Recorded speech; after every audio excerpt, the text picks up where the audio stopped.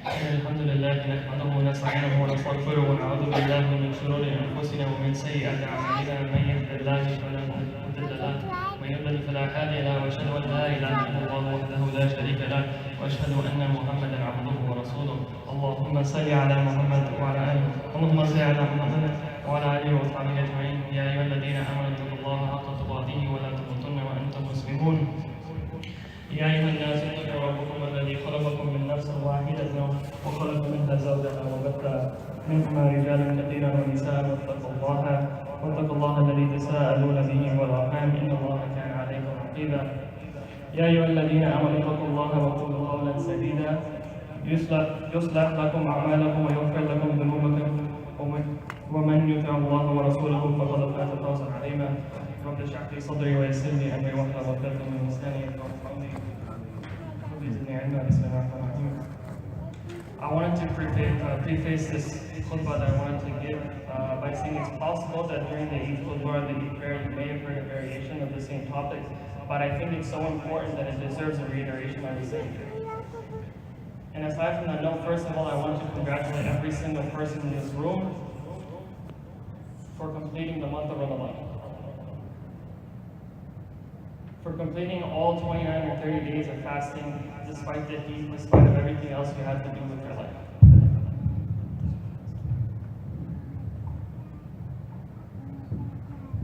I wanted to congratulate everyone for what they've accomplished during this month. The human person on average will touch a food or drink 16 times per day, but for us, for 16 hours of our day, we decided to refrain from the same food and drink. And it's during the time Ramadan, Allah subhanahu wa ta'ala shows us that this is the month that allows us to reach our limits or push beyond our limits and reach heights of our iman that we never thought were possible. And we can see this as proof in this life of the Prophet Muhammad sallallahu alaihi wasallam. A good example of being the Battle of Badr, which also took place in Ramadan. And the people who don't know the story, the main point to take away is that this was a battle in which the Muslims were very outnumbered. They came in with 313 in their army, and they were going to take on an army 3 times their size. And yet they had the faith in Allah subhanahu wa ta'ala, they were fighting for His sake, and they were able to overcome that. And if you take away every single factor, statistically speaking, they shouldn't have won that fight. They were outnumbered by so much. But because of Ramadan, and because they had so much faith in Allah, they were able to overcome obstacles. And just like them, during the month of Ramadan, we had our own obstacles to overcome. The summers are very long in New Jersey. They can be very hot. Even though the weather can be weird, it's still 16 hours of fasting.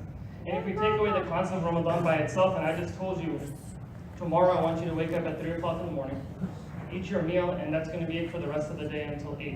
No lunch, but I still want you to go do your work, still do your studying, still go to school, whatever it may be. And also I want you to pray 2-3 hours a night and tahajjud or tarawih, and also increase the amount of Quran that you're reading, also increase the amount of salah that you're doing, increase the amount of dhikr that you're doing, and increase your ibadat in general. If I told you that outside of the concept of Ramadan, that this sounds unreal. But that this is something every single one of us, every single one of you accomplished, and that's something to congratulate, and that's something you should be celebrating today on this day of Eid. And fasting, the deed itself is something that's just pure between you and Allah. It doesn't...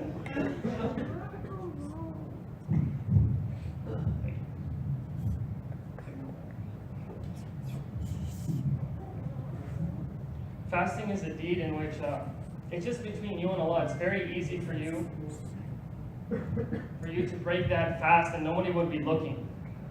It's not something that someone is holding you accountable for the entire day, but even though it was 16 long hours on top of everything else you had to do, this is something you accomplished purely because for the sake of Allah. You had no other reason to do so. There's no other reason for you to not eat food or drink.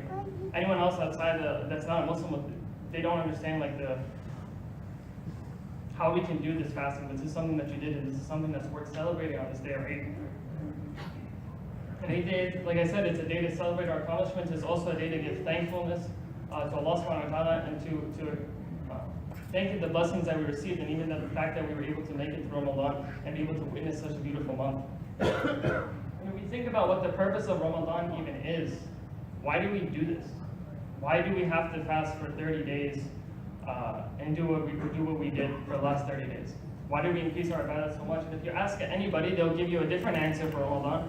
Somebody may tell you that the month of Ramadan was that so that you may increase your level of iman, increase your relationship with Allah subhanahu wa ta'ala. Someone may tell you that because during the month of Ramadan, the shayateen are locked, this is a very good chance for you to increase your relationship. Someone else may tell you the month of Ramadan is for you to increase in your self-control and your discipline, and 100% every single one of these definitions is true.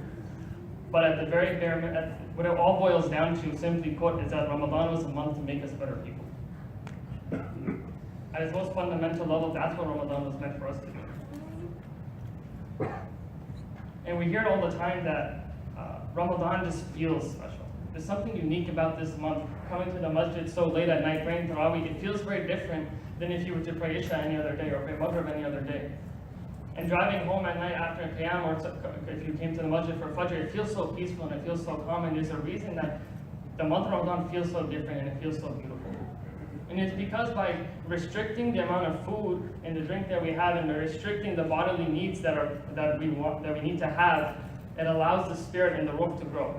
It allows the spirit to come out and shine within these months, because you don't have to focus on the physical aspects anymore. Everything about this month becomes more spiritual. And that's what helps us be able to accomplish the things that we were able to do during this Ramadan. And Ramadan, that was the whole point, is that Ramadan helps us and trains ourselves. And the thing I think it's important to emphasize is that when I say that we need food and water, that's a need. You have to have food, you have to have water, and you have to have air to survive. That's the basics. And the difference between a need and a want, by definition, obviously something you don't need, it's something you just wish to have. And a lot of things that were made haram for us are wants. They can't be needs because we need them to survive. That doesn't make any sense. So a lot of them are wants. So outside of Ramadan, we're suppressing our want. But during Ramadan, not only do we suppress our want, we also suppress our needs. And so that when Ramadan is over, and you only have to suppress your wants, it becomes that much easier. Because if you are able to control something your body needed from you, then how hard can it be to refuse your body something it doesn't even need? How hard can that possibly be? And this was the purpose of Ramadan, was to train us for the future outside of Ramadan. And by having the difficulty level for this month be so high, that once we leave it, everything else should become a lot easier.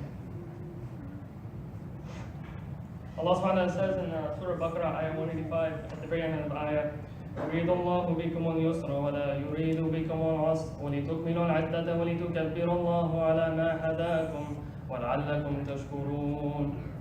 Allah intends for you ease and does not intend for you hardship, and wants for you to complete the period and to glorify Allah for that which He has guided you. Perhaps you may be grateful. And this is the very end of an ayah. The ayah is a lot longer. But what this ayah is talking about, he's talking about Ramadan itself. And when he says the glory for which He has guided you, he's talking about Ramadan. And at the beginning of this section that I wanted to highlight, he says that Allah says He intends ease for you and He doesn't intend difficulty for you. But before Ramadan was instituted and we were required to fast these 30 days, the Muslims still fasted. It just wasn't 30 days in a row. It may have been a few days a month, but it wasn't 30 days of continuous fasting. And if you look at it from that level, it may seem that actually things got harder. How is it easier to fast 30 days in a row than it is to fast a few days throughout the month? But the ease that Allah subhanahu wa ta'ala is talking about is a different kind of ease. He's not talking about that, but He's saying that when you have the fast during Ramadan, He makes it easy for you. And at least for me, this is very clear, because if I outside Ramadan, if I miss lunch or I don't eat for 5-6 hours, I get very hungry. And I think this is the case for a lot of people. And anyone who knows me knows I get hungry very often. But during the month of Ramadan, 16, 17 hours, sometimes that's even easier than missing lunch outside of Ramadan.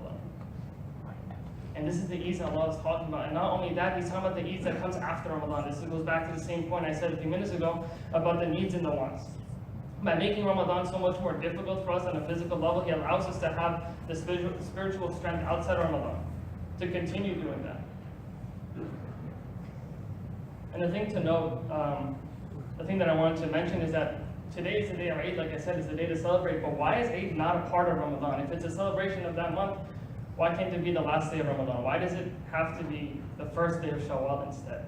And some of the scholars will tell you that this is because Allah subhanahu wa ta'ala wants to remind us there are 11 other months to this year. Ramadan isn't the only month that we should be having a connection with Allah. That's not the end all be all. You have 11 other months for us to continue that relationship with Allah. And that's the main point I wanted to take away today. Is that moving forward, Eid is a day to celebrate, yes, 100%. The Prophet Muhammad sallallahu alaihi wasallam, he celebrated Eid with his friends and family. He joked around with the children. He watched performances of the community. but he didn't forget everything that happened in Ramadan. All the accomplishments that I said we did in those 30 months, all the ibadah that you did, and the heights of your iman that you reached, that we wouldn't have reached outside Ramadan, don't forget about that. Because that's going to be very important for our growth moving forward. أقول قولي هذا وأستغفر الله لي ولكم ولسائر المسلمين فاستغفروه إنه هو الغفور الرحيم.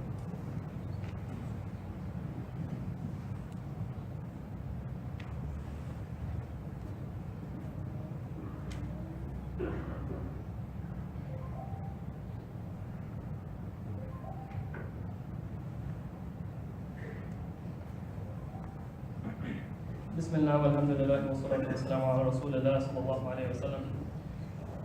During the first half, we said that we talked about the value of Eid and why we're celebrating and why it's important that we celebrate it, because we did do something very special during the month of Ramadan. And we said what the purpose of Ramadan was, and we made the point that Ramadan was a stepping stone for us moving forward, but the question now becomes, what do we do from here? What happens next? And arguably, I would say, in my opinion, that this next few days, this next week, today, tomorrow, the day after that, the rest of the week are going to be the most important days of this year outside of Ramadan. And why is that? It's because these next few days and this next week, maybe even next week, will tell us, did we even learn something this Ramadan? Did we grow from it? Or did we go back to where we were before that? Because we were saying, fasting at its most superficial level was a physical test. But beyond that, there were so many layers of spirituality that comes with Ramadan. Did we take anything away from that moving forward? If we say, like I said, an arbitrary number, that we went into Ramadan at 30% iman, whatever that means, and during our peak of Ramadan we hit 70 or 80, if we came out of Ramadan today and tomorrow and the day after and we're back at 30, then we wasted the entire Ramadan and we missed the entire point. Because like we said, this month was there for us to become better people. And he gave us the tools to reach these new levels of iman, to show us that we can do this outside Ramadan. A lot of people may say that I don't think I'm a good enough Muslim to stop doing this. I don't think I'm good enough to keep doing this or to add this to my schedule. But Ramadan showed us that we have that self-control and we have that discipline to keep growing and become better people. And that was the point of Ramadan. So like I said, this next few days will show us, can we continue to do it? And no one expects us to maintain the intensity of Ramadan throughout the year. That's why Ramadan is so beautiful and so important, is because only in that month will we be able to reach those heights of our iman that we were able to. But the rest of the year, if we started at 30 entering, we should at least come out at 35, 40, 45, 50. You should have come out at least a little bit, at the very least a little bit better than you were walking into it. And nobody expects us to continue fasting every single day. That's unreasonable to do. Not even the Sahaba used to do that afterwards. No one expects us to pray 2-3 hours tahajjud or tarawih, there's no tarawih anymore, but tahajjud every single night. No one's going to expect you to do what you did during Ramadan, because that's what Ramadan was for. That was what was special about it. But our goal should be that when we leave here today, and during Eid, we can't forget what we did in the last 30 days, is that we should take away something. But how do we do that? How do we make sure that after Ramadan is over and today and tomorrow and the day after that and next month, we still are better people than we were coming into Ramadan? At the end of the ayah that was mentioned in the first half, he says, وَلِتُكَبِّرُ اللَّهَ عَلَى مَا هَدَاكُمْ وَلَعَلَّكُمْ تَشْكُرُونَ, and to glorify Allah for that to which He has guided you, and perhaps you will be grateful. And like I said, when he's talking about guided, he's talking about Ramadan. In the end point, he says, perhaps you will be grateful. And what better way for a servant to be grateful to his master than to seek the pleasure of his master? What better way to be a better servant than to seek the happiness of the master? And now how do we do that? The Prophet Muhammad ﷺ says in a hadith that the best of deeds in the eyes of Allah subhanahu wa ta'ala are those that are consistent, even if they are little. And what that tells us that consistency is the important thing. It's not the grandeur of the deed that you do, it's rather that you keep doing it again and again and again. And they say that it takes 1 to 2 months to develop a habit, depending on the study that you're reading. And we've just done 30 days of consistent ibadah. So we're pretty much halfway there. Why not continue to do that? Why not take something that you had during Ramadan and continue that? And this is the call to action that I'll ask everybody here today, is to take a couple of good deeds that you did during Ramadan, that you may have added on, or you may have gotten better at, and take a couple of those and you continue to do them. Even if not the same intensity that you had during Ramadan, at least you continue to do them.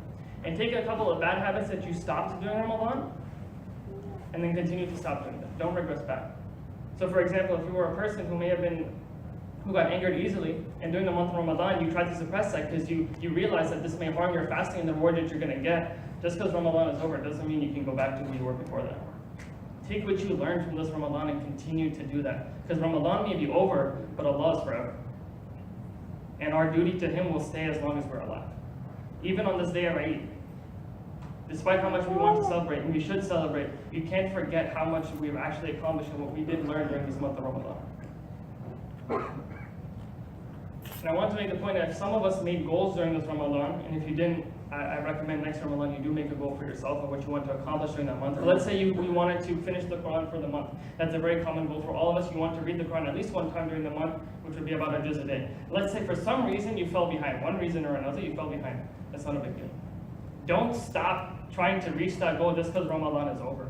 If you're a few pages behind, finish it up today and tomorrow. If you're a few just behind, at least spread it out within the next week or 2 weeks so that you can continue the consistency that you had during Ramadan, because that was the important thing, remember that. And once that's over, just make yourself another goal for the rest of the year. Again, we don't have to reach the intensity that we were at during Ramadan, we just have to do something. Because the best of deeds were consistent, even if they were little. And He added that portion, even if they were little for us people, us average Muslims like me and you.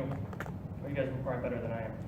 But us average Muslims, that we can add something small to our life, and that's still something that Allah will find pleasurable. We don't have to go and do something insane to our lives. As long as we add something small and consistent. And let's say that you were someone who started a Islamic lecture series, let's say, one of those YouTube series by Mufti Mentor, maybe, or you have the Bayyinah TV series that you started, or you started listening to the Khutbah Institute podcast, whatever it was, whatever you started listening to, just because Ramadan's over doesn't mean you have to stop. There's so much knowledge at our fingertips, especially in this digital age, that there's no reason for us to stop doing that. Do that during your commutes. What better thing there is there to listen to? During your commute, just listen to the podcasts, listen to lectures, listen to Quran. You don't have to listen to Shaykh Ismail's beautiful recitation only in Ramadan. That's not a limitation. That can happen any single day. As long as you have the recording, you download it to your phone, you can listen to it anywhere you go.